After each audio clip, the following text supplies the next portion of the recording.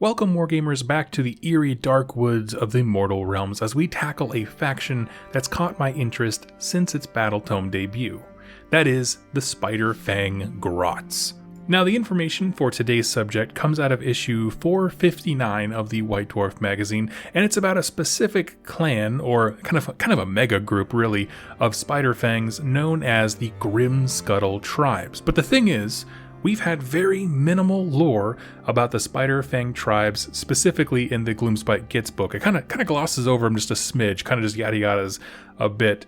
So I like that in describing a specific sub-faction, they take the time to flesh out the lore on Spider-Fang as a whole a little bit more. So that's exactly what we're going to do. We're going to start wide, touching on what Spider-Fang are in general, and then narrow it down to this specific collective that exists in Shyish. So who are the Spider-Fang tribes of the realms everywhere? Well, long ago, far back in the Age of Myth, the Greenskins, a term for orcs and all Grotz, were far more unified. Not unified like behind a specific banner, but as a species, they mingled more. In fact, the old Warhammer Fantasy Battles book used to be called Orcs and Goblins. But something happened in the far back history that is hotly debated, but it ended in a split. Without much explanation, orcs went one way, some shooting off into little subspecies like Ironjaws or Bone Splitters, and the Grotz split as well.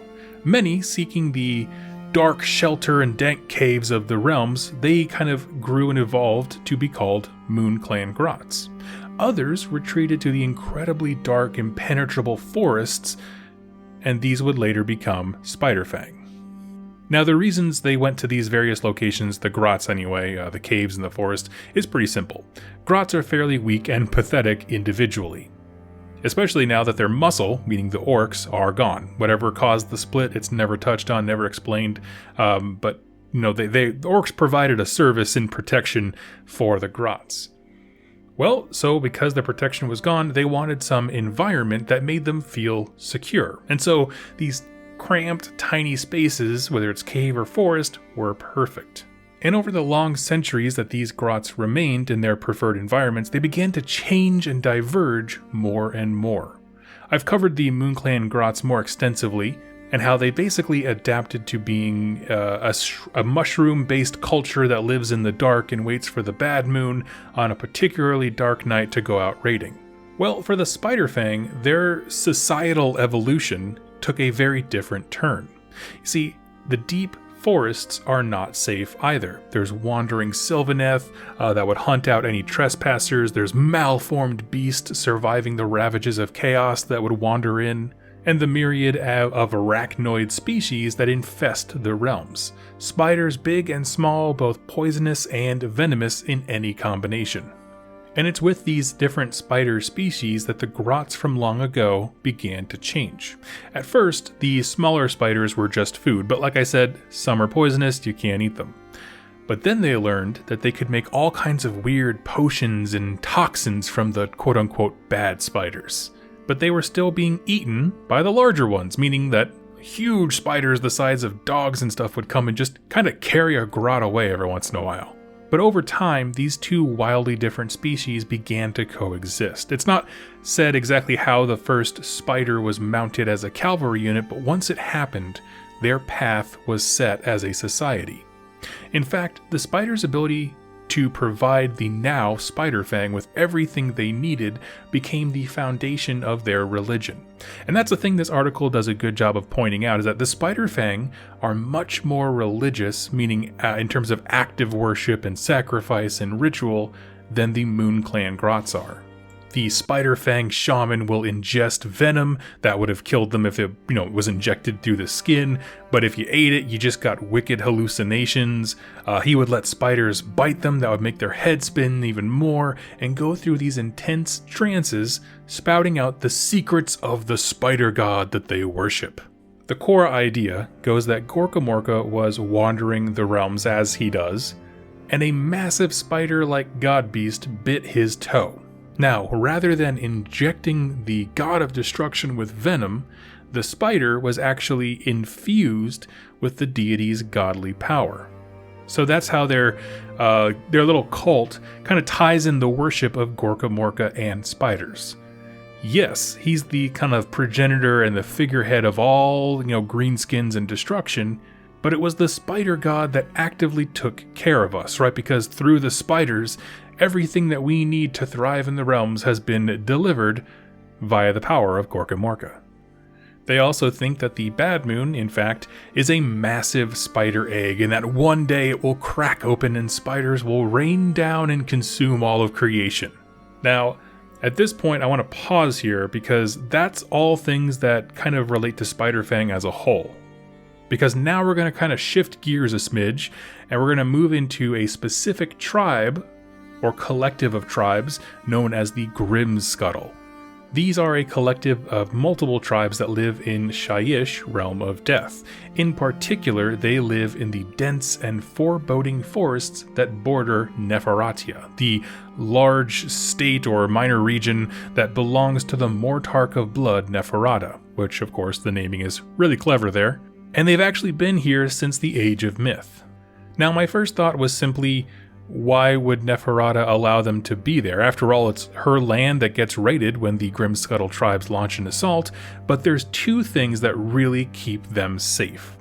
One is their specific geography location makes them a great buffer for Neferata. You see, this land is a place where Chaos Champions have sought to conquer for hundreds of years, but it's very inaccessible. It's very hard to get into Neferata. So, if a dubious little grot meets your Chaos Warband and offers safe passage in exchange for weapons or supplies, you might just take them up on it. They'll die in the forest alone because, quite frankly, these things are so dense and dangerous it's hard to move an entire army through it, so if you have a guide available, well, that might be an opportunity.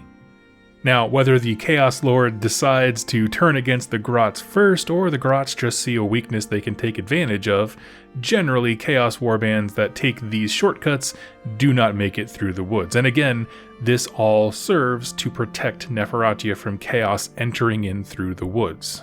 I'm sure it's the kind of arrangement where Neferata is looking at this situation being like, well, the amount of times that they come out and raid, we'll consider that payment for keeping that entire flank secure, which essentially is what they do. But secondly, the woods are large enough to accommodate multiple Spider-Fang tribes. So simply being so close to one another has allowed these primitive grot societies to grow tenfold, because now they can group together, they can call in reinforcements, they can share recipes for drugs and poison and so on, whereas so many of these tribes live and die in isolation from their own kin, but if given the chance, they can make rather large empires, and this is now an empire that is functionally, inadvertently serving Neferata's needs. Now, at one point, many of the Grimscuttle tribe shamans were afflicted with visions of a great spider cave. But these spiders were truly massive, having feasted on the blood of titans, and what's more, this power seemed to be emanating from somewhere right there in Shyish. And so a great ritual was to be attempted involving many of these spider shaman. Essentially, they wanted a gateway into this super spider lair. Now, why is not certain. It kind of seems like a bad idea, but whatever. And so a bunch of captives were laid out as an offering, and the ritual began. Now, here's the thing. I'm sure, from the Grot perspective, they nailed this, right? Massive spiders did start appearing from portals, and first 2 came through, but then it got to 7, and then 12. It was just a lot of them. So right, ritual success. We wanted to summon a bunch of spiders, boom, giant spiders came. But us as readers know something that they seem to forget. See, these colossal spiders, known as Skitter strand arachnoroks, are actually very intelligent. They are beasts that can willingly open and close small gateways across the mortal realms, just as there are some spiders that can burrow into the ground and pop out and snatch a meal, so too do these massive monsters burrow in reality and quickly attack and claim their prey. So the Grotz think that they've summoned some, mighty army of mega spiders, when in reality, there's just a bunch of spiders with the ability to traverse reality that heard about a free meal, and so they just kind of showed up. And I just think that's really funny, that the dichotomy there of from one person's perspective, this is this big grandiose, I am the king, and the other people are like, oh, there's free food? Totally, I love it. But over time, these great arachnids are brought into the fold of the Grimscuttle tribes. Not tamed, but they kind of formed a mutually beneficial relationship, right? A reward system within the Spider-Fang culture. The Grimscuttles lead them to prey and are confident because of these big eight-legged war machines that are behind them, and the Skitter strands get a fairly reliable meal source both in the prey and maybe a few Grotz themselves. Now, upon initially bringing all these Skitter strands into their camp, they almost got eaten, right? Most of these monsters finished off the captives very quickly and started eating Grotz left and right. But then, the Bad Moon appeared, and the mantic energy of the Grotz was finally matched by these colossal spiders. And they basically went out murdering together, which I don't know if you work in HR, but maybe that's a bonding experience to try next time. I absolutely do suggest it. And this event, this bonding of these different species into what now is the Grimscuttle tribes, is known as the Great Skitter Scream. And really from there, the bulk of the article details kind of how they fight, which is somewhat unusual for a Grot. Basically, they're an all-cavalry army, and they lean heavily into hit-and-run tactics. But what sets them apart from other Spider-Fang are traps. Where most Grotz, spend their time in the nights before battle, boasting or getting high, the Grimscuttle tribes are setting traps. Holes dug deep into the earth, spikes are planted, venom is placed on arrowheads, and the site and time of the battle is carefully considered. It's not grand strategy per se, but it's a lot of cunning. And I'd say these are the most predatory Grotz we've encountered. MoonClan, of course, are malicious and dangerous, but they kind of act like a somewhat neutral, violent race. Like they just are destructive at everybody kind of a thing, whereas Grimscuttle actively stalk and hunt their prey, just like their patrons, the Skitter Strand Arachnaroks do. But as always, I want to turn and focus on why this lore is so cool to me specifically, and what is gripping about it, and what does it mean for the faction, because there's quite a bit here. And we're going to get to that right after a very quick word from today's sponsor. Hey Wargamers, Doug here with an awesome lore pitch for you, and I'm going to throw this at you. I want you to kind of chew on it with your brain for a bit. What if there was a world or a faction of people in your favorite game that could lend their strengths, their beauty, their charm, their wit, anything like that, any type of asset that they have as a person, and literally give that to somebody else? What if that was possible? That is the fundamental question that is asked in the game Rune Lords, based off of the best-selling novel series that accompanies it. Essentially, this is a darker style fantasy world where people can give each other attributes. If you want your king to be strong and good in combat, warriors can give their strength to him literally. They become weak and mild, but their warlord becomes mighty and powerful. And it forms these weird symbiotic relationships where you have the king trying to defend his people who are weaker because they gave him all their strength to defend them.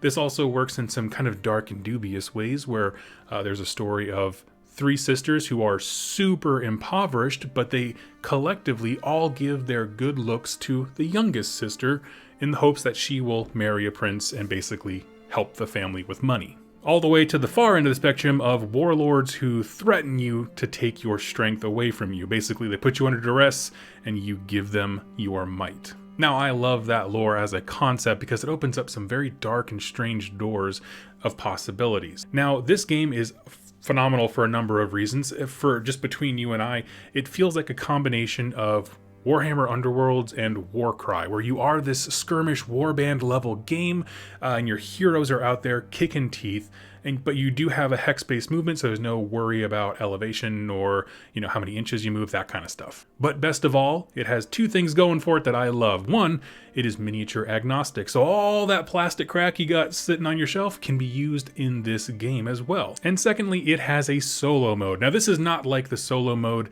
that you might find in certain magazines or expansions or anything like that. This is literally baked into the core aspect of the game, with enemy units having unique behaviors and target priority and things like that. So friends, if you like the lore, if you want to get involved in an awesome new book series that brings a new game to life and use the miniatures sitting on your shelf, go check out Rune Lords in the description down below.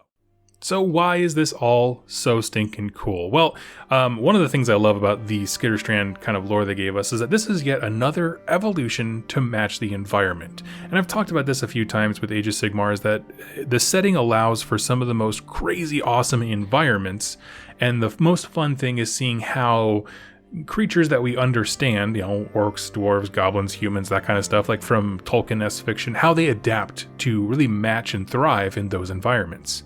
We talked about MoonClan and how they evolved into caves, right? They found squigs in there, they tamed them, both as somewhat tamed, I should say, as mounts, they use them as food, beasts of burden, all these kinds of things, as well as all the different fungal growths that evolved in these cave systems. Well, we have something very similar here, except replace, squigs with spiders, and much more of a religious kind of centric feel, but what it really is describing to me is that Grotz are just so adaptable. Not just with, how they interact with their natural environment, but the Grimscuttle are unique in that they've also adapted to some level a political evolution, right? That they are a coalition of Grot tribes. I absolutely think that's fascinating, that they are bigger and badder. There's no one single Grimscuttle, they are collective. And what that means for their society, because typically, like I said, these bands tend to be pretty well scattered. But in addition to how they relate to one another, there's also how they relate to Neferatia. Unintentionally, of course, they're acting as a barricade, but that kind of like ecosystem of how different races inadvertently help and hinder one another, to me, is really interesting. Like, I just think it's so fascinating when we see the cause and effects of where societies have landed themselves. And even if they never have a book where Neferata interacts with these guys, I'm still happy that it exists. I'm still happy that, there's some kind of description given of to, how come Chaos guys don't just go for a walk in the woods and invade Neferatia that way? And it's like, they are why. The Grimscuttle are why. One of the things I'd like to see, especially because, lore has kind of evolved a little bit since the book came out, is I'd love to see some real spotlight on different kinds of spiders in the realms. If you're not familiar, for example, in, say, Soulbound, in the city of Brightspear, one of their main exports is fire silk, because there's a type of spider that has sort of a warm, it's a web that retains warmth very well, and so it keeps you, cold in the summer, hot in the winter kind of a thing. But we don't see a whole lot of diversity in what the different kinds of spiders do in the Gloomspite Gits book. So I think that would be a really cool thing. Depending on what realm you're from, maybe that just kind of shades, how the different spiders act, what their strengths and weaknesses are, stuff like that. I would love to see it. The next cool thing I want to touch on here is that I love that the Bad Moon just appears. Can we just say that the Bad Moon is probably the coolest thing ever in all of Age of Sigmar lore, right? I don't know how much intelligence it's supposed to have, but it just kind of pops up, and it's not just about the Bad Moon pops up and people go insane and everybody dies, right? The Bad Moon pops up and the nature of destruction armies change, right? The natural wildlife of the Arachnaroks in this case blended with the Grotz. It's just kind of this interesting thing that pops up, and it's it's destruction time, and that could mean a lot of different things. In this case, it meant bonding, you know what I mean? Which is just a fun idea. So I like that more than just the Bad Moon appears and Grotz come out and kill everybody. It's it's very simplistic, but I like the idea of the Bad Moon appearing and some drama, some relationship, something within destruction ultimately changes and becomes stronger for it. And the last note to touch on here is that I kind of hit on it towards the end of the lore segment, but these are predators. They have rejected the idea of being small and weak, which is kind of a fundamental thing for a Grot, and they found a way to become a true threat. They stalk their prey, they lay traps, they trick and deceive Chaos Warbands to coming through the woods, and I'm sure that they have kind of planned out routes to take them based on, when the best time to strike their foe is and that kind of stuff. I love it. And there's just something about when a tiny little creature like a Grot gets really confident, right? Confident as a hunter, that just spells the doom of many, many people. And I think it's absolutely fantastic. So I'd love to hear your thoughts, friends. Let me know what you think about the Grimscuttle as well as kind of Spider-Fang in general.